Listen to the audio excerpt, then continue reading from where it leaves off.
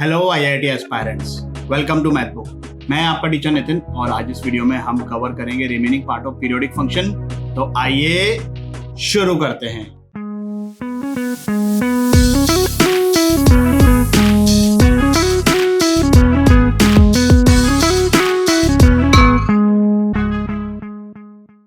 चलिए भाई, previous lecture में हमने दो प्रॉपर्टीज कवर की थी। ये तीसरी प्रॉपर्टी है कि अगर एफ एक्स पीरियोडिक फंक्शन है with period t, then g of fx is also periodic with period t. t may or may not be fundamental period. और यहां पर ये जो g है, this can be periodic और अपीरियोडिक, उससे कोई फर्क नहीं पड़ेगा। ये अंदर वाले फंक्शन से फर्क पड़ता है। बात समझ में आई? चलिए भाई, इस क्वेश्चन को सॉल्व करिए 5 मिनट के लिए वीडियो को पॉज करके।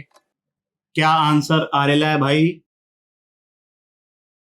जिन लोगों के दोनों आंसर सही आ गए हैं सॉल्यूशन को स्किप कर सकते हो। यहां पर ये देखो, मॉड एक फंक्शन है, उसके अंदर cos x है। अब cos का पीरियड 2 पाई होता है।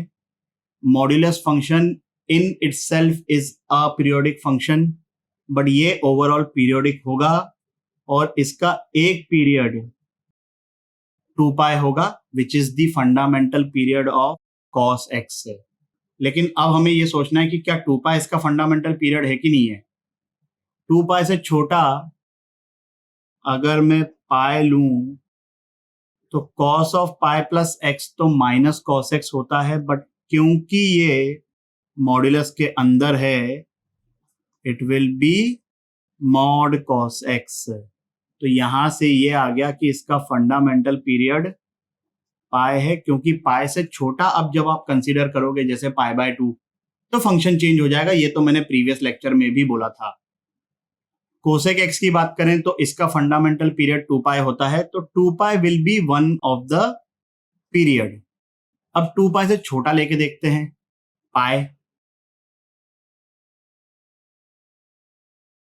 But we know that cos of minus theta is same as cos theta.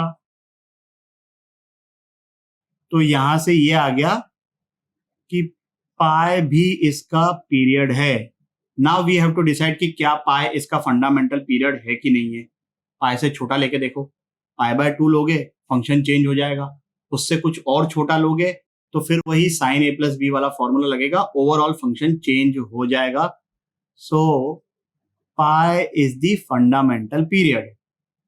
चलिए, एक बहुत ही interesting statement, constant functions are periodic with no fundamental period. देखो भाई, यहां पर मैंने y equal to c can be any constant, तो उसका जो ग्राफ बनेगा that will be a straight line parallel to x axis.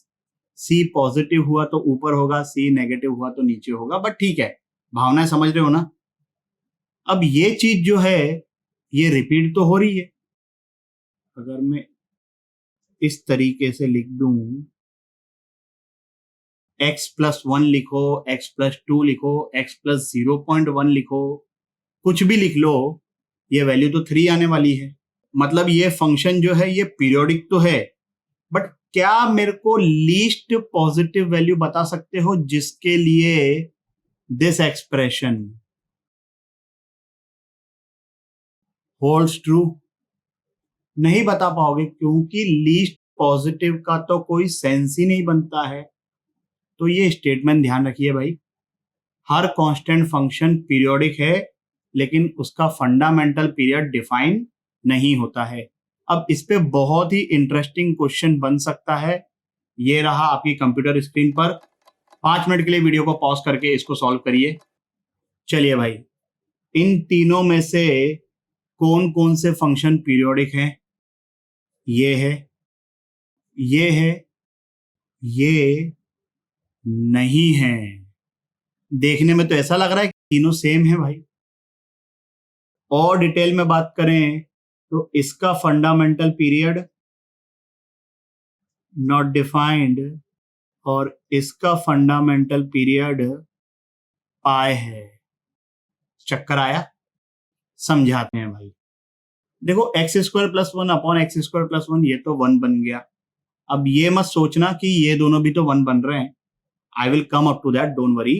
तो ये तो हमेशा ही वन है, कोई दिक्कत नहीं आ रही है, कभी ऐसा नहीं हो रहा है कि ये नॉट डिफाइंड हो, क्योंकि इसकी डोमेन क्या है, ऑल रियल वैल्यूज। तो this expression is equal to one, constant function है और कांस्टेंट फंक्शन का फंडामेंटल पीरियड नहीं होता है। यहां पर क्या समस्या है भाई, कि this thing is equal to one only when x is not equal to zero. तो अगर आप इसका ग्राफ बनाओगे, सिर्फ एक पॉइंट ऐसा आएगा जहां पर ये फंक्शन डिफाइंड नहीं है। This is the graph of x by x। अब ग्राफ देखकर आप बताओ कि आपको कोई पैटर्न दिख रहा है क्या। अगर मैं खाली पॉजिटिव x की बात करूं, पैटर्न है। अगर मैं सिर्फ नेगेटिव x की बात करूं, पैटर्न है। लेकिन अगर मैं माइनस इन्फिनिटी से इन्फिनिटी की बात करूं, तो ये जो बीच में एक सिंगल गोला है ना, ये दिक्कत दे रहा है भाई। इसकी वजह से ये जो है ये पीरियोडिक नहीं है। इसके बारे में बात करें भाई, ये भी वन के इक्वल है provided sine x is not equal to zero. Sine x zero कब होता है, इंटीग्रल मल्टीपल्स ऑफ पाई पर। अगर मैं इसका ग्राफ बनाऊं,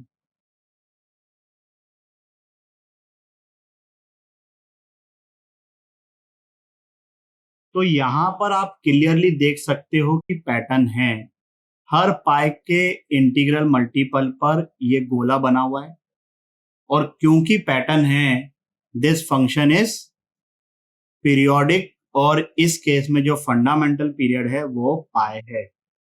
बात समझ में आई क्या भाई। चलिए आगे बढ़ते हैं। Period of addition, subtraction, multiplication and division of periodic functions. Statement पढ़ते हैं भाई। If f(x) and gx are periodic function with periods t1 and t2 respectively, then f(x) plus minus gx, f(x) into gx, f(x) upon gx will be periodic if LCM of t1 and t2 exist. I am coming up to this. रुको जरा, सबर करो। And in that case, अगर exist करता है, that LCM will be period किसका, F x plus minus जी x, F x into जी x, F x upon जी x. तो जो T1 और T2 का एलसीएम आया, अगर वो एग्जिस्ट करता है तो वो एक पीरियड होगा, जो भी एलसीएम आया है। जरूरी नहीं है कि वो फंडामेंटल पीरियड हो। और फंडामेंटल पीरियड कैसे फाइंड करेंगे, प्रेजेंस ऑफ माइंड से। चलिए भाई, जब हम ये बोलते हैं कि A और B का एलसीएम P है, इसका मतलब ये है कि P को मैं A से डिवाइड करूं तो इंटीजर मिलेगा, P को मैं B से डिवाइड करूं तो भी इंटीजर मिलेगा। अब आप ये बताइए मेरे को कि इन दोनों का एलसीएम क्या होगा। अगर आप बोलते हो 2√3, तो 2√3 को अगर मैं √3 से डिवाइड कर दूं तब तो इंटीजर आ गया, but 2√3 divided by 2 that will B √3 and that is not an integer. तो इन दोनों का एलसीएम एग्जिस्ट नहीं करेगा। हाँ, ऐसे दो नंबर्स हो गए इर्रेशनल, तो इन दोनों का एलसीएम ये आ जाएगा, बट इन दोनों का एलसीएम एग्जिस्ट नहीं करेगा।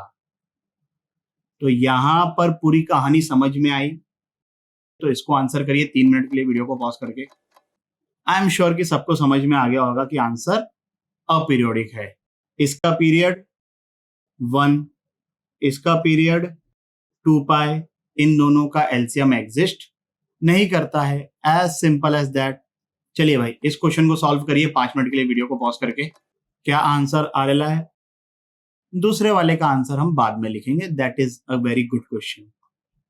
चलिए भाई, साइन एक्स का पीरियड 2 पाई, कॉस एक्स का पीरियड 2 पाई, 2 पाई और 2 पाई का एलसीएम 2 पाई। तो ये तो समझ में आ गया कि इस फंक्शन का एक पीरियड 2 पाई है। Now we have to decide whether it is fundamental period और नॉट। 2 पाई से छोटा लेके देखो, पाई, तो ये बन जाएगा माइनस साइन एक्स, ये बन जाएगा माइनस कॉस एक्स।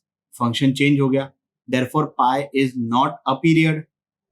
इसके बारे में बात करें तो भाई साइन एक्स का पीरियड 2 पाई, कॉस एक्स का पीरियड 2 पाई, तो डेफिनेटली इसका एक पीरियड 2 पाई आएगा। अब 2 पाई से छोटा पाई लेके देखते हैं, तो ये बन जाएगा माइनस साइन एक्स, ये बन जाएगा माइनस कॉस एक्स, बट क्योंकि मॉड के अंदर है they will be same as this. तो यहां से ये समझ में आ गया कि पाई भी इसका एक पीरियड है, बट क्या पाई फंडामेंटल पीरियड है? अब तक तो हमने पाई से छोटी वैल्यूज को डायरेक्टली नेग्लेक्ट कर दिया क्योंकि फंक्शन चेंज हो रहा था। क्या यहां पर फंक्शन चेंज होगा? इंडिविजुअली फंक्शन चेंज होगा, but effectively it will become same. Pi by 2 लेके देखें, so sine pi by 2 plus x will become cos x,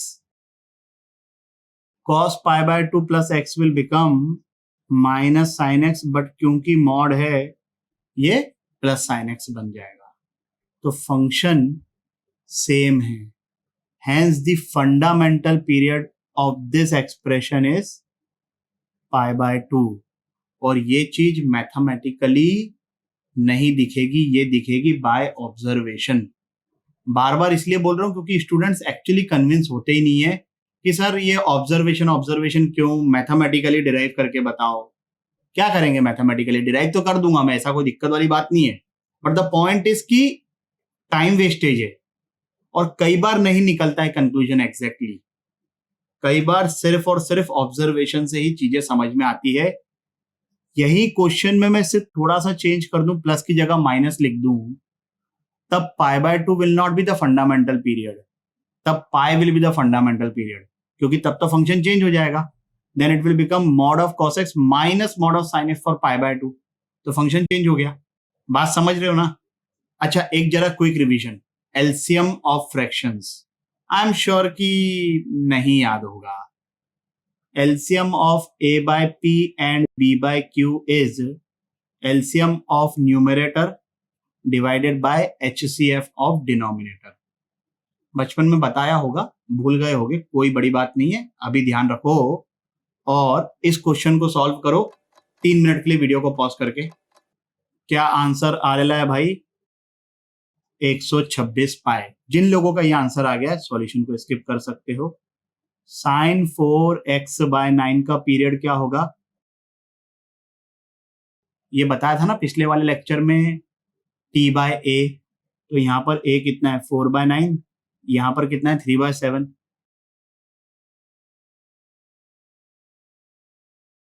अब इस पाई को भूल जाओ, वी हैव टू फाइंड,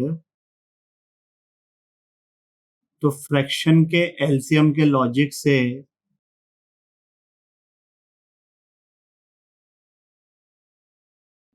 अच्छा, पाई को इग्नोर किया था, ऐसा कंप्लीटली डिलीट मत कर देना भाई, पाई तो रहेगा ही ना, है ना? तो आंसर क्या हो गया? 126 पाई, क्योंकि 9 बाय 2 और 14 बाय 3 का एलसीएम 126 आया है। ओके, चलिए अब आगे बढ़ते हैं the most interesting set of problems की तरफ, functional equation based problems on periodicity. पहले तो फंक्शनल इक्वेशन का मतलब क्या होता है, ये एक एग्जांपल लिखा हुआ है, और डील करेंगे इस टाइप की इक्वेशन से हम बाद में by the end of this chapter. But ये समझ रहे हो ना, जैसे ये पूरी जो इक्वेशन है ये फंक्शन के फॉर्मेट में ही लिखी हुई है, फंक्शनल इक्वेशन। तो अगर इस टाइप का कोई एक्सप्रेशन हो जहां पर हमें ये नहीं पता है कि वो फंक्शन है क्या, कुछ एक इक्वेशन होगी, उसका पीरियड फाइंड करना है। ट्राई करो इस क्वेश्चन को 5 मिनट के लिए वीडियो को पॉज करके। चलिए भाई, जिन लोगों से प्रूव हो गया है इसका पीरियड 2a आ रहा है, जिनका ये आंसर आ गया वेरी गुड, जिन लोगों का नहीं आया मैं बताता हूं, कोई बड़ी बात नहीं है। पॉइंट इज, इसका ये जो पीरियड आया है जो कि हम प्रूव करेंगे, हम ये क्लेम नहीं कर सकते हैं कि ये जो है ये फंडामेंटल पीरियड है कि नहीं है। Mod of sine x plus mod of cos x का फंडामेंटल पीरियड पाई बाय 2 है, mod of sine x minus mod of cos x का फंडामेंटल पीरियड पाई है। तो जब तक कि हमको एग्जैक्ट फंक्शन नहीं पता चलेगा तब तक हम फंडामेंटल पीरियड पे कमेंट नहीं कर सकते। तो इस टाइप के क्वेश्चन में कोई भी आपसे कभी भी फंडामेंटल पीरियड के बारे में नहीं पूछेगा। अब प्रोसीड कैसे करना है इस टाइप के क्वेश्चन में, थोड़ा सा पैटर्न को ऑब्जर्व करो। क्या गिवन है, अब मैं x को x प्लस ए से रिप्लेस कर रहा हूं, तो यहां पर ये बन जाएगा, ये x की जगह ये x प्लस ए और ये a तो ऑलरेडी था। सेकंड इक्वेशन माइनस फर्स्ट, तो ये तो बन रहा है f of x plus 2a। जब ये माइनस कर रहा हूं f of x plus A, f of x plus A cut गया, क्या आ गया हमारे पास, दिस इज व्हाट। और पीरियोडिक फंक्शन की डेफिनेशन के हिसाब से t की जगह क्या है यहाँ पर 2a। Don't forget to check out the DPP, बहुत ही अमेजिंग क्वेश्चंस हैं उसमें। इस वीडियो के लिए बस इतना ही। आशा करता हूं कि आपको ये टॉपिक भी अच्छे से समझ आया होगा। अगर समझ में आया हो तो लाइक, कमेंट, सब्सक्राइब करें और अपने दोस्तों के साथ भी शेयर करें। अगले वीडियो तक के लिए सावधान रहें, सुरक्षित रहें। जय हिंद।